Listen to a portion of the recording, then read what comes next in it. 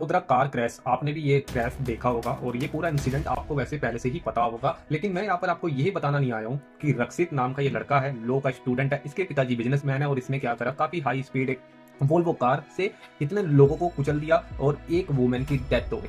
ये तो आप ऐसे अक्सर सुनते भी होंगे और इससे पहले भी एक काफी मशहूर केस हुआ था पोर्से कार का, पुणे पोर्से का, आपने सुना होगा। उसमें भी क्या है कि लड़का बिजनेसमैन फैमिली से था तो लड़के को बोल दिया गया बस आप एक काम करो, आप एक ऐसे लिख दो। कई सारी घटनाएं होती है दोस्तों हिंदुस्तान के अंदर जहाँ पे एक अमीर ज्यादा का लड़का कुछ भी हाई स्पीड में कार चला के, और हो सकता है उसका लाइसेंस हो या 18 का उम्र का भी नहीं होता और उसके पास लाइसेंस भी नहीं होता, उसके बाद भी वो कुचल देता है और उसके ऊपर ज्यादा कुछ एक्शन नहीं होता रूल्स के मुताबिक, इंडियन लॉ के मुताबिक। और अगर एक्शन हो भी रहा होता है तो इतने बड़े बड़े जब बिजनेसमैन के लड़के होते हैं, बच्चे होते हैं, तो वैसे ही इनकी बहुत चलती है, तो इस वजह से भी इंडियन लॉ इनके ऊपर काम नहीं करता। तो क्या इंडियन का जो लॉ है वो सिर्फ मिडिल क्लास या लोअर क्लास लोगों के लिए बना? लोअर क्लास लोगों के पास तो गाड़ियां होती ही नहीं है, तो क्या वो लॉ सिर्फ मिडिल क्लास लोगों के लिए बना है? लेकिन जो टॉप के 5% लोग हैं उनके बच्चे बिना लाइसेंस के भी कार चला ले, किसी को भी उड़ा दे, उनके लिए कोई लॉ नहीं है।